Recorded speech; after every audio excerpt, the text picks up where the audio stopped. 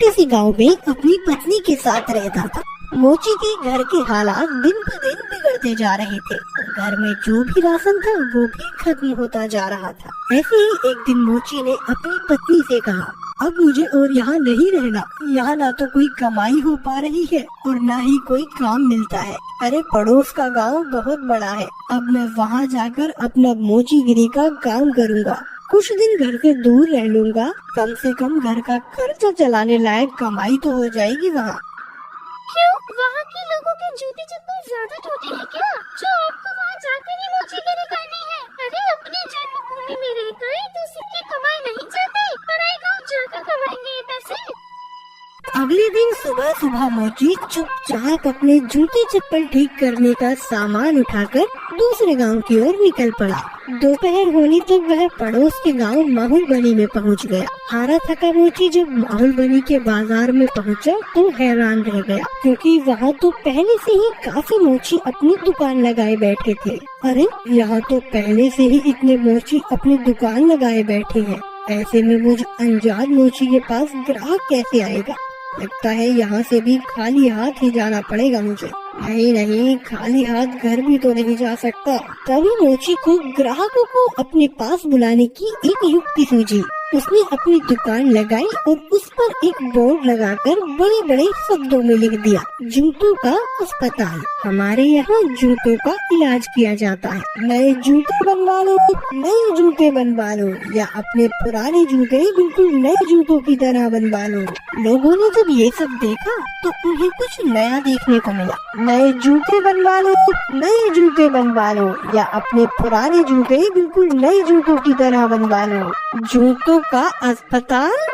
अरे भाई मोची, जरा मेरे इन जूतों का इलाज तो करो। हाँ जी सेठ जी, अभी किए देता हूँ। मोची अपने छोटे से अस्पताल पर बैठकर सेठ के जूतों का इलाज करने लगा। ये लीजिए, अब आपका जूता बिल्कुल स्वस्थ है। अरे भाई वाह, कितना हुआ इसके इलाज का खर्च? बस साहब, सिर्फ एक तांबे का सिक्का। लो ये लो। ऐसे ही दूसरा ग्राहक मोची के अस्पताल में अपने जूतों का इलाज कराने आया। मोची ने जूतों का इलाज किया, पैसे लिए और बाकी ग्राहकों का इंतजार करने लगा। आज तो मैंने बहुत पैसे कमा लिए हैं। अगर मैं ऐसे ही काम करता रहा तो बहुत पैसे जमा कर लूंगा और एक घोड़ा खरीदूंगा।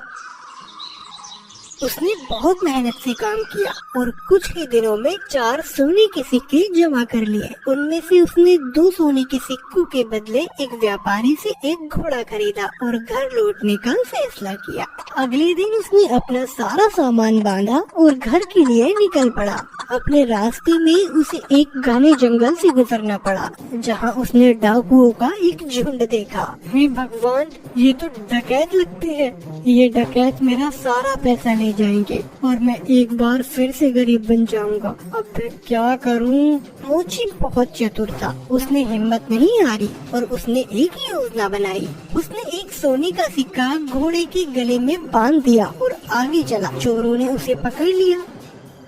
अरे ओ, फटाफट अपना सारा पैसा निकालो, चलो जल्दी करो। देखो, मैं एक गरीब मोची हूँ, मेरे पास इस घोड़े के सिवाय और कुछ नहीं है, कृपया मुझे जाने दो डाकू भाई। जैसे ही उसने ये सुना, घोड़ा रहका और उसके गले से वो सोने का सिक्का नीचे जमीन पे गिर गया। अच्छा मक्कार झूठे, हमसे झूठ बोलने की तेरी हिम्मत कैसे हुई? अगर तेरे पास कुछ नहीं था तो ये सोने का सिक्का तेरे पास कहाँ से आया? रुके, अभी मैं आपको सब सच बताता हूँ। दरअसल ये घोड़ा सोना उत्पन्न करता है, इसी वजह से मुझे सारे पैसे मिलते हैं। ठीक है, ये घोड़ा तुझे हमें देना होगा, हम तभी तुझे यहाँ से जिंदा जाने देंगे। नहीं, बिल्कुल भी नहीं। अगर मैं इसे तुम्हें दे दूंगा तो मेरे पास कुछ भी नहीं बचेगा। चलो, हम तुम्हें इसके बदले 50 सोने के सिक्के देंगे। ठीक है, पर एक बात का ध्यान रखना कि बारी बारी से अपने साथ इस घोड़े को रखना, वरना आखिर में तुम सब पैसे के लिए लड़ते ही रह जाओगे। मोची ने घोड़ा बेच दिया और घर लौट आया। वो बहुत खुश था कि उसे सोने के सिक्के मिले थे। इस पैसे से उसने अपने ही गांव में थोड़ी सी जमीन खरीदी।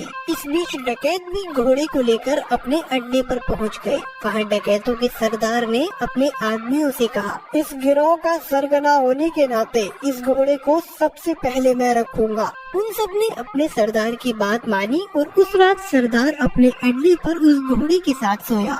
अगली सुबह जब वो उठा तो उसने देखा कि वहाँ अस्तबल में कुछ भी नहीं था। उसने पूरा अस्तबल सही से देखा पर उसे कुछ नहीं मिला। वो जान गया कि इस मोची ने उसे बेवकूफ बनाया है। इस बीच एक और डकैत वहाँ आया। सरदार, आपको सोना मिला? हमें भी बताइए कि कितने सोने के सिक्के घोड़े ने उत्पन्न किए। तुम खुद ही ये पता लगा लोगे जब आज रात तुम खुद ही इस घोड़े को रखोगे। सरदार ने किसी से कुछ नहीं कहा क्योंकि वह अपने आप को बेवकूफ साबित नहीं होने देना चाहता था। एक एक करके सभी डकैतों ने घोड़े को अपने साथ रखा पर उनमें से किसी को कुछ नहीं मिला। वे सब समझ गए कि उन्हें बेवकूफ बनाया गया है। उस मोची ने हमें बेवकूफ बनाया है, अब हम उसे सबक सिखाएंगे। सरदार, उसने ये साधारण सा घोड़ा हमें 50 सोने की मोहरों में बेचा है। हम उससे अपना पैसा वापस लेंगे और हमें धोखा देने की जुर्रत की सजा देंगे। हाँ, चलो चलो। वे सब के सब मोची के घर की तरफ निकल पड़े। मोची अपने खेतों में काम कर रहा था। उसने सभी डकैतों को अपने घर की तरफ आते हुए देख लिया। मोची जल्दी से अपने घर में गया और अपनी पत्नी से बोला, अरे भाग्यवान, मेरी बात ध्यान से सुनो। अभी एक डकैतों का झुंड यहाँ आएगा और जब वो मेरे बारे में पूछे तब तुम उनसे कहना कि मैं खेतों में काम कर रहा हूँ। फिर हमारे कुत्ते जबरा को भेजना मुझे बुलाने के लिए। ये कहकर वो अपने घर के पीछे छुप गया। कुछ देर के बाद चोर वहाँ आ पहुँचे। वो मोची कहाँ है? बुलाओ उसे, हम उससे बात करना चाहते हैं। वो तो खेत पर गए हुए हैं। अब रुकिए, मैं अभी अपने कुत्ते को भेजती हूँ उन्हें बुलाने के लिए। जबरा, तुम अपने मालिक के पास तो जाना और जाकर उनसे कहना कि कुछ लोग उनको बुलाने आए हैं। ये सब क्या है? क्या जबरा सचमुच तुम्हारे पति को यहाँ ले आएगा? जरूर, वो हर बात समझता है। जब वो खेत पर होते हैं और मुझे उनसे बात करनी होती है तो मैं बस जबरा को उनके पास भेज देती हूँ और जबरा मेरी बातें उन तक पहुँचा देता है। डकैत मोची की पत्नी से बात कर रहे थे तभी मोची वहाँ आ पहुँचा। ओह डकैत भाई, आप आए हैं। जबरा ने मुझे बताया कि आप मुझसे कुछ बात करना चाहते हैं। हमें तुम्हारे इस घोड़े से कुछ नहीं मिला। तुमने हमें धोखा दिया, हमसे झूठ बोला। अरे आप कैसी बात कर रहे हैं? मुझे लगता है आपको कुछ तो गलतफहमी हुई है। आज जो कुछ भी मेरे पास है सब कुछ उस घोड़े की बदौलत ही है। अच्छा चलो ठीक है, हम तुम पर एक बार और विश्वास करते हैं, पर उसके बदले तुम्हें हमें ये कुत्ता भी बेचना होगा। अरे नहीं, बिल्कुल भी नहीं, मैं इस कुत्ते को तुम्हें नहीं बेच सकता।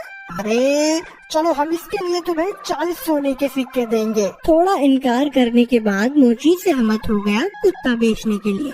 चोरों ने जबरा को लिया और चले गए। जब सभी डकैत अपने अड्डे पर पहुँचे तो सरदार ने ऐलान किया कि वो पहला होगा जो कुत्ते को अपने पास रखेगा। बाकी डकैतों ने उसकी आज्ञा मानी और चले गए। सरदार ने अपने बेटे श्याम को बुलाया। सुनो श्याम, मैं अब काम पर जा रहा हूँ। अगर मेरी जरूरत पड़े तो इस कुत्ते को मुझे बुलाने के लिए भेज देना।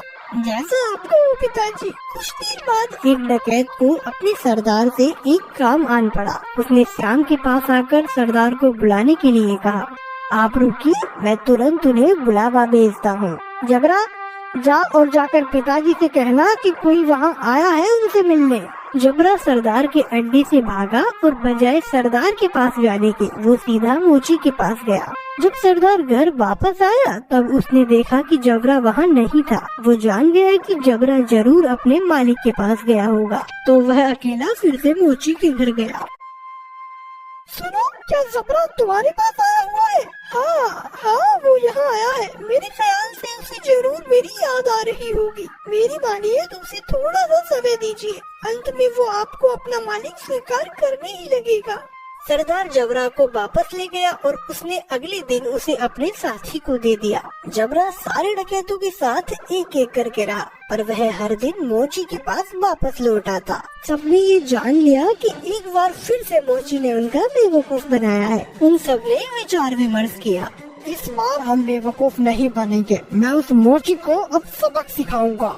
इस बार सारे डकैत मोची के घर पहुँचे। उन्होंने मोची की एक न सुनी और मोची को एक बोरे में डाला और उसे लेकर वहाँ से चल दिए उसे सबक सिखाने के लिए। मोची चुपचाप बोरे में पड़ा रहा। रास्ते में वे सब एक मंदिर के पास से गुजरे, तभी एक डकैत ने कहा, सरदार गर्मी बहुत ज्यादा है, क्यों ना कुछ देर यहीं आराम किया जाए। सरदार भी उसकी बात मान लेता है और मोची को वहीं छोड़कर मंदिर में आराम करने के लिए चले जाता है। सुअरों का एक झुंड वहाँ से गुजर रहा था और जब मोची ने सुअरों के झुंड की आवाज सुनी तो मोची को एक उपाय सूझा और उसने तेज आवाज में चिल्लाना शुरू किया, मैं ऐसा नहीं करूँगा, मैं ऐसा नहीं करूँगा, मुझे छोड़ दो, मुझे जाने दो।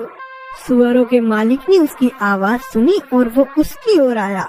अरे रुको रुको, क्या हुआ, तुम क्या नहीं करोगे? किसने तुम्हें इस बोरे में डाला? वो मेरी शादी जबरदस्ती जमींदार की बेटी से करवाना चाहते हैं, पर मैं शादी नहीं करवाना चाहता।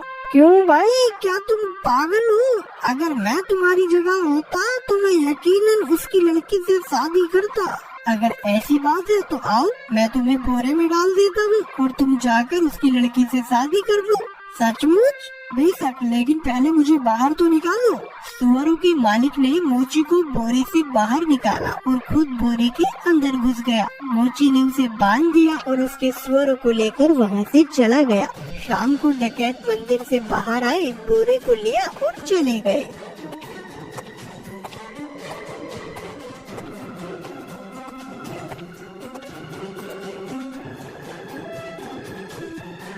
क्यों ना इस मोची को हम यहाँ इस कीचड़ में फेंक दें, ये इसे अच्छा सबक मिल जाएगा। डकैतों ने उसी कीचड़ में फेंक दिया और वहाँ से चले गए। वापस आते हुए उन्होंने मोची को सड़क पर देखा और वो हैरान रह गए। अरे तुम यहाँ कैसे पहुँचे? डकैत भाई, उस कीचड़ के नीचे एक जादू स्थान था और वहाँ बहुत सारा सोना था और बहुत सारे सुअर उस सोने की रखवाली किया करते थे। मैं इन सुअरों की मदद से वहाँ से वापस आया और कुछ सोना भी अपने लिए लेकर आया हूँ। अब फिर से वहीं जा रहा हूँ। अरे सुनो, हमें तुम उस जादू स्थान पर ले चलो और खबरदार, तुम वहाँ रखे सोने को अब हाथ भी नहीं लगाओगे। पर अरे जैसा मैं कहता हूँ वैसा करो, ठीक है? अगर तुम जोर देते हो तो। डकैतों का झुंड उस कीचड़ के पास आ पहुँचा और एक एक करके कीचड़ में कूद गया, लेकिन किसी के हाथ कुछ न लग सका और इस तरह फिर एक बार मोची ने अपनी चतुराई से अपनी जान बचा ली।